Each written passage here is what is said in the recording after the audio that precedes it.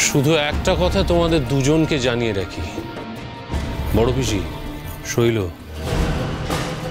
নীলও যে আমাদের লিস্টে আছে এই কথাটা কিন্তু দাদাকে জানানো যাবে না। হাজার হোক নিজের ছেলে তো।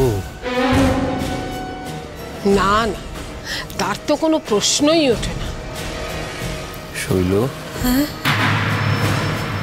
হ্যাঁ, ভাবিস না, আমিও কিছু জানাবো না।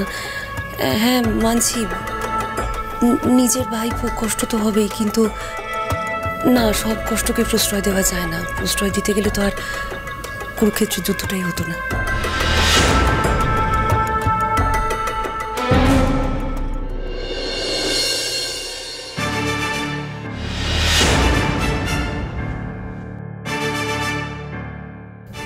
আমি ভেবে দেখলাম ঠিকই তো, আমি তো হুলুবাবুর বউ হওয়ার যোগ্য নই, নয়নতারাই হুলুবাবুর বউ হওয়ার যোগ্য। আপনি কষ্ট পাচ্ছেন মা, আমি বুঝতে পারছি, কিন্তু আপনাকে যে আমি কথা দিয়েছি কালী পুজোর আগে অলক্ষ্মী বিদায় করব, তাই এই নাটক করা ছাড়া আমার যে আর কোনো উপায় নেই। আপনি আমাকে ডেকেছিলেন মা, কিছু বলবেন? ডেকেছি যখন নিশ্চয়ই কিছু বলারও আছে। বাইরে দাঁড়িয়ে না থেকে ভেতরে আসা হোক।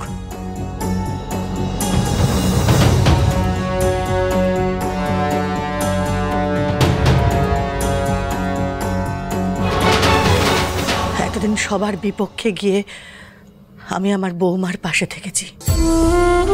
সব সময় মনে করেছি আমার পছন্দই ঠিক। আমার বৌমা যেমন নরম, সেবাপরায়ণ, দয়ায় মায়ায় মোড়া শরীর, তেমনি লড়াকুশে।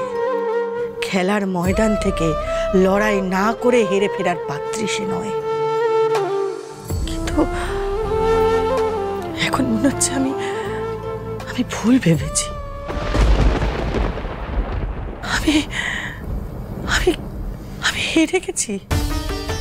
আমি হেরে গেছি। আমার পছন্দই আমাকে হারিয়ে দিয়েছে। সব থেকে যেটা খারাপ লাগছে যে এত বড় একটা সিদ্ধান্ত নেওয়া হয়ে গেল, অথচ আমি কিছু জানতে পারলাম না। জানতে পারি কেন এমনটা করা হলো?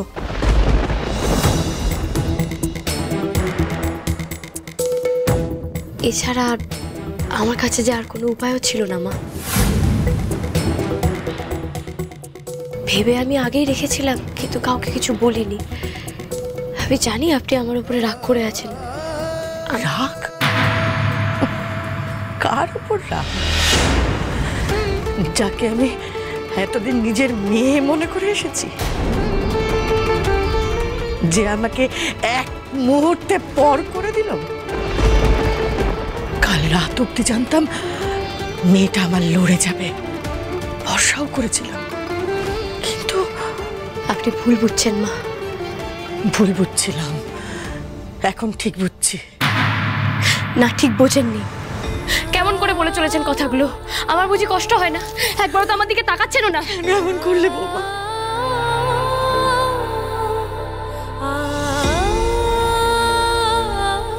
আমার যে কষ্টে বুকটা পেটে যাবে, এই সিদ্ধান্ত নেওয়ার সময় একবারও সে কথা ভাবলে না।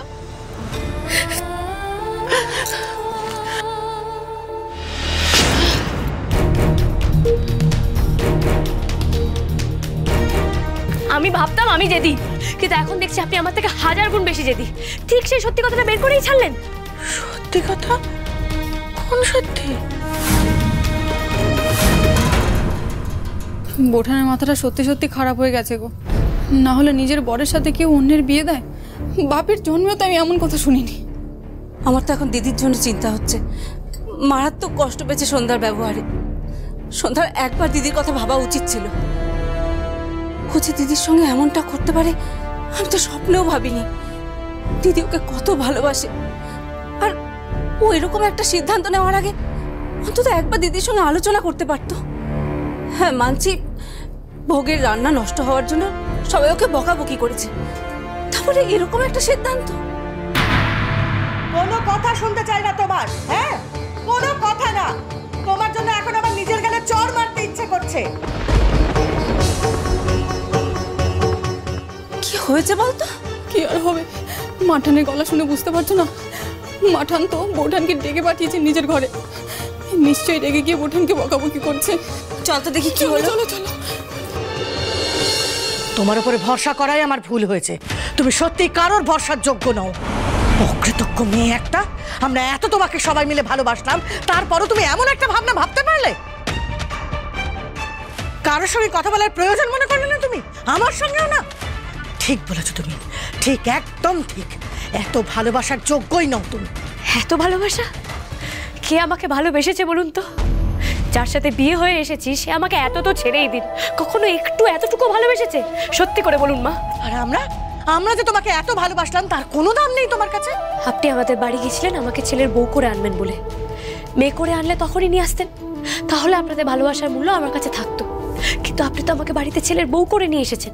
আপনি তখন ভেবেছিলেন, আমাকে বলেও ছিলেন, যাতে আমি হুলুবাবুর মন থেকে তার পুরনো ইয়েকে ভুলিয়ে দিতে পারি, কিন্তু আমি তা পারিনি। তাহলে চেষ্টা ছেড়ে দিয়ে নিজের পায়ে এভাবে নিজে কুড়ুল মারবে? আপনি ভুল কথা বলছেন মা। না মেজদি, তুই ভুল বলছিস। মাঠান তো ঠিকই বলেছে, তুই আগের মাথায় নিজের পায়ে কুড়ুল মারছিস। তুই এখানে কি করছিস? তারা যা এখান থেকে, যা। না, আমি যাব না। তারা, তুই আমাদের মাঝখানে একদম মাথা ঘামাবি না। আজ একটা মীমাংসা হয়ে যেতেই দে। তোকে যেতে বলেছি, তুই যাবি, যা। মেজদি, যেতে বলেছি তো, যা না, যা। অনেক স্বাদ করে নিজের পছন্দের ছেলের বউ এনেছিলাম, কিন্তু সে যে এইভাবে ধোকা দেবে ভাবিনি কখনো।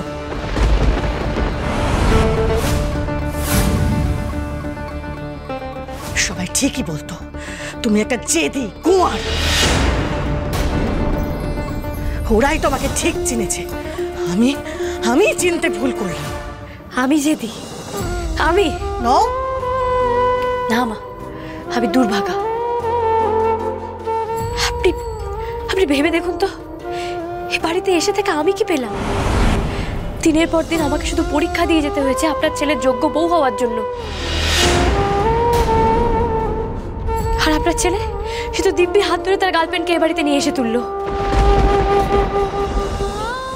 প্রতি পদে পদে প্রতিটা মুহূর্তে সে আমাকে বুঝিয়েছে যে সে আমার সাথে থাকলে ভালো থাকবে না। প্রথম আমি ভাবতাম যে হয়তো সময়ের সাথে সাথে সব ঠিক হয়ে যাবে, কিন্তু এখন আমি বুঝতে পেরেছি যে হুলুবাবু আমার সাথে থাকলে ভালো থাকবেন না। আর যখন বুঝেই গেছি, তখন আমি আর কারোর কথা শুনবো না। হুলুবাবুর জন্য আমি সবকিছু করতে পারি আর করব। থামুন! আপনি আমার মায়ের সঙ্গে এভাবে কথা বলছেন কি করে? থাম নীল, আমার সঙ্গে বৌমার বোঝাপড়া হচ্ছে, এর মধ্যে ঢুকতে আসিস না। কিন্তু মা, আমি তোকে বারণ করেছি নীল। বোঝাপড়ার আর কি আছে? বোঝাপড়ার তো আর কিছু নেই। আমি তো ঠিক করেই নিয়েছি আমি এখান থেকে যাব। তবে হ্যাঁ, হুলোবাবুর বিয়ে দিয়ে তারপরেই যাব।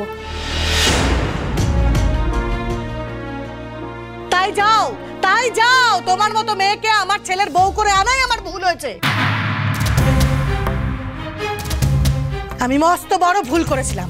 তুমি যদি আমার সেই ভুল শুধরে দিয়ে যেতে চাও তাহলে যাও। আমি অন্তত এইটুকু কাজের জন্য তোমার কাছে কৃতজ্ঞ থাকবো। শাশুড়ি বউয়ের ঝামেলায় তো পুরো চাপ আমার ঘাড়ে এসে পড়লো। মাও এখন চাইছি বিয়েটা হোক। সর্বনাশ, এবারে যে আমি কি করে বাঁচবো? তোরা হা করে দাঁড়িয়ে আছিস কেন? রান্না বান্না হবে না নাকি? এই মেয়ের জন্য অনেকেই অনেক সময় নষ্ট করেছে, আর কোনো দরকার নেই সময় নষ্ট করার। যা এখান থেকে, যা সব।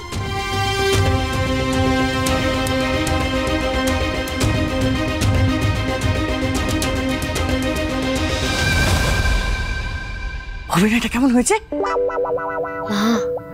আপনি তো সিনেমার হিরোইনিদের থেকেও এক কাটি উপরে। আরে ডিরেক্টরকে দেখতে হবে না? আরে ডিরেক্টর ভালো হলে সঙ্গীতরাই ভালো অভিনয় করে, আর এই সিনেমার ডিরেক্টর তো তুমি।